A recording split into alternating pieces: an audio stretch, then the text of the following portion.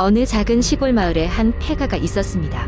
사람들은 그 집을 귀신의 집이라고 불렀는데 이유는 몇 년 전 그곳에서 일어난 끔찍한 사건 때문이었습니다. 어느 가족이 그 집에 이사 온 지 몇 개월 만에 갑작스러운 사고로 모두 목숨을 잃는 비극적인 일이 발생했습니다.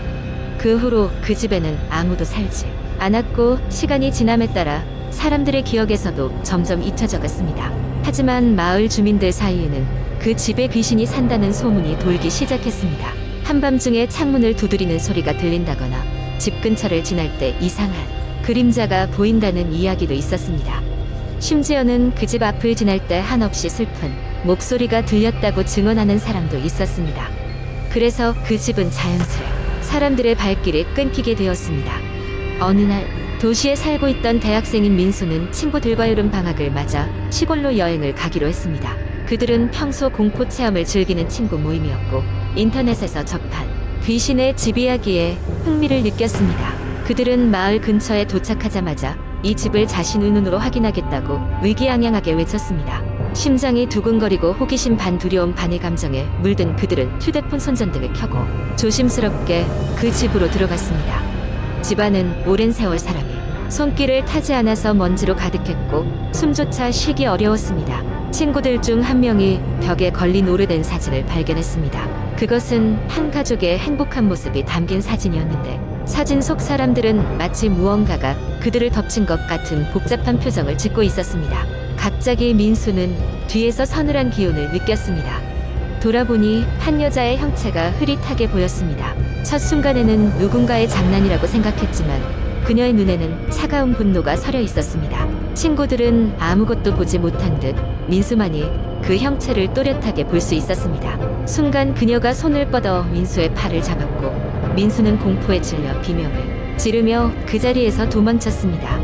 집 밖으로 나와 숨을 몰아쉬던 민수는 방금 자신이 경험한 것이 과연 현실인지 스스로 의심했습니다. 친구들은 그의 창백한 얼굴을 보고 놀랐지만 누구도 민수를 믿으려 하지 않았습니다. 그들은 민수가 무서움을 느껴 과민 반응을 보였다고 생각했을 뿐입니다. 그 후 며칠 동안 민수는 악몽에 시달렸습니다. 꿈속에서 그는 끊임없이 그 여자를 마주쳤고 그녀는 둔탁한 목소리로 뭔가를 말하려 했지만 민수는 이해할 수 없었습니다. 꿈은 점점 더 생생해졌고 그는 속수무책으로 두려움에 휩싸였습니다. 결국 그는 혼자 다시 그 집을 찾아가 보기로 결심했습니다. 민수는 한낮에 따스한 햇살이 내리쬐는 날 아무도 동행하지 않은 채 그곳으로 향했습니다. 이번에는 자신이 그녀의 말을 들어야 한다는 생각뿐이었습니다. 다시 집에 들어선 그는 그 여자를 찾아 집안을 돌아다녔습니다. 그녀는 그를 기다렸다는 듯 한 방의 구석에 서 있었습니다. 민수는 용기를 내어 다가갔고 마침내 그녀의 목소리가 들렸습니다. 그녀는 애절한 목소리로 자신의 가족을 잃은 슬픔과 분노를 토로하며 그날 있었던 불의의 사고를 이야기했습니다. 진상은 그 가족이 살인을 당했다는 것이었고 그 원혼이 남아 복수를 다짐하고 있었습니다. 그제야 민수는 모든 비밀을 깨닫고 그녀의 영혼을 달래기 위해 노력하기로 했습니다. 그는 마을로 돌아가 어른들에게 이 이야기를 전했습니다. 소문은 사람들 사이에서 퍼졌고 결국 경찰이 사건을 재조사하게 되었습니다. 오래전 묻혀져 있던 진실이 수면 위로 올라왔고 이로써 원호는 비로소 평온을 찾을 수 있었습니다. 사람들은 다시 그 집을 찾게 되었고 세월이 흘러 이 이야기는 또 다른 전설로 남게 되었습니다. 그곳을 지나던 누군가는 그 집에서 느껴졌던 차가운 기운이 사라졌다고 이야기했고 민수와 친구들은 그 경험을 잊을 수 없는 여름의 한 조각으로 간직하게 되었습니다. 이렇게 이야기는 끝나지만 아직도 그 집을 지나가는 사람들은 가끔씩 오묘한 기운을 느끼기도 한다고 합니다. 결국 어떠한 형태로든 그곳은 우리에게 계속해서 이야기와 전설로 남아있을 것입니다. 두 번째 이야기. 어느 한적한 시골 마을에 위치한 오래된 기와집이 있었다. 이 집은 오랫동안 비어 있었고 그 사연은 마을 사람들에게조차 베일에 쌓여 있었다. 다만 이 집에 얽힌 여러 가지 소문들만이 사람들 사이에 전해지고 있을 뿐이었다. 어떤 이는 이 집에서 기묘한 소리를 들었다고 하고 또 다른 이는 밤중에 창가에 서 있는 그림자를 보았다고 했다. 그럼에도 불구하고 그 집은 저렴한 가격에 매물로 나와 있었고 마침내 어느 젊은 부부가 마을로 이사를 오게 되었다. 부부는 이 집을 무척 마음에 들어했고 고풍스러운 매력마저 있었다고 했다. 하지만 입주 첫날부터 이상한 일이 시작되었다. 밤이 되자 천장에서 누군가 걷는 듯한 소리가 들리기 시작했다. 처음에는 낡은 집이라서 나무 틀림이 생긴 것이라 생각했지만 매일 밤 같은 시간에 반복되는 발소리는 점점 더 부부를 불안하게 만들었다. 어느 날 남편은 소리의 정체를 알아내기로 결심하고 녹음기를 설치했다.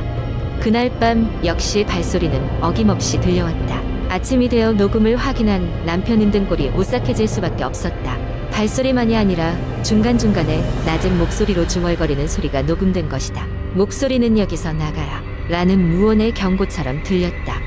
부부는 점점 불안감을 느끼기 시작했지만 이사를 결심하기 전에 한 번 더 시험해 보기로 했다. 그날 밤 부부는 각각 한쪽의 방에서 자면서 무슨 일이 일어나는지 관찰하기로 했다. 시간은 자정을 넘긴 시각. 갑자기 두 방의 문이 동시에 벌컥 열렸다. 그리고 정체불명의 차가운 바람이 방 안을 휘몰아쳤다. 방 안에 있던 물건들은 움직이지 않았지만 낯선 존재의 느낌은 너무도 뚜렷했다. 남편이 두려움을 무릅쓰고 거실로 나가보았지만 거기엔 아무도 없었다. 그 순간 벽에 걸린 낡은 사진이 눈에 들어왔다. 사진 속에는 두 쌍의 부부가 찍혀 있었고 그 뒤로는 지금의 부부가 머물고 있는 집이 서 있었다.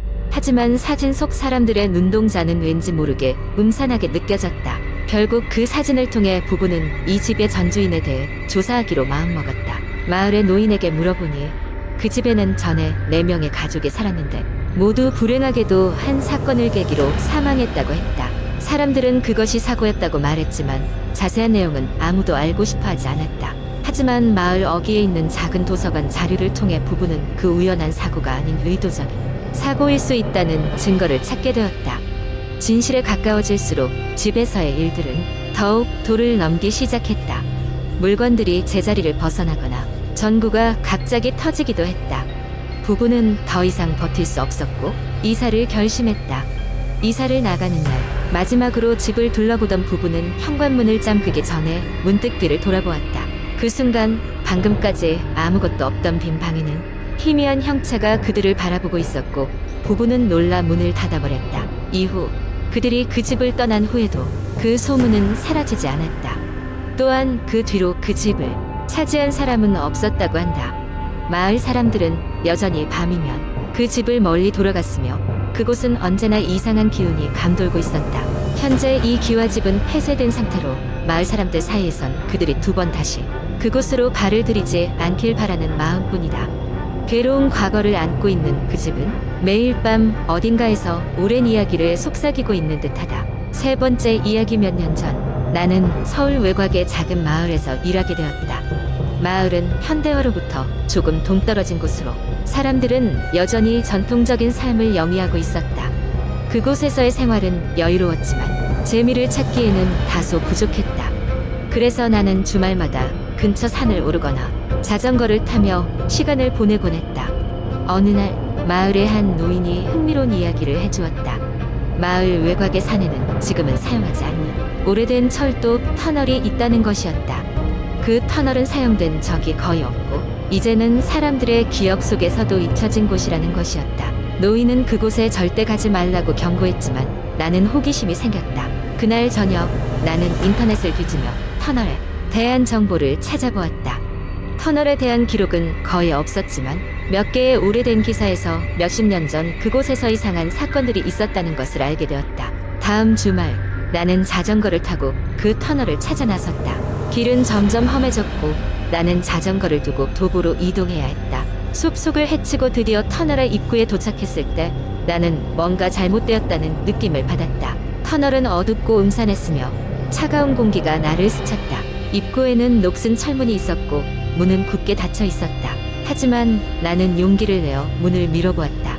다행히 문은 쉽게 열렸다. 터널 안으로 한 걸음 한 걸음 들어갈 때마다 내 뒤를 따라오는 발자국 소리가 들렸다. 나는 놀라 뒤돌아보았지만 아무도 없었다. 불안감이 스며들기 시작했지만 나는 더 안으로 들어갔다. 터널의 끝은 보이지 않았고 나를 둘러싼 어둠은 점점 더 깊어졌다. 그때 나는 희미한 빛과 함께 누군가의 웃음소리를 들었다. 그것은 분명히 인간의 소리가 아니었다. 나는 공포에 질려 달리기 시작했다. 그러나 터널은 끝이 없었고 내 발소리는 메아리가 되어 돌아왔다. 얼마나 달렸는지 모를 시간 후 나는 마침내 터널의 끝에 도달했다. 그러나 그곳에서 본 것은 예상치 못한 것이었다.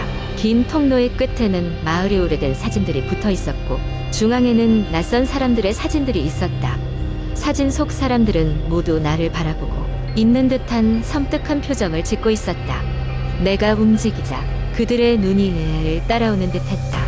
갑작스러운 차가운 바람이 터널을 통과하며 사진들을 떨게 만들었고 모든 것이 살아 움직이는 듯한 착각을 불러일으켰다.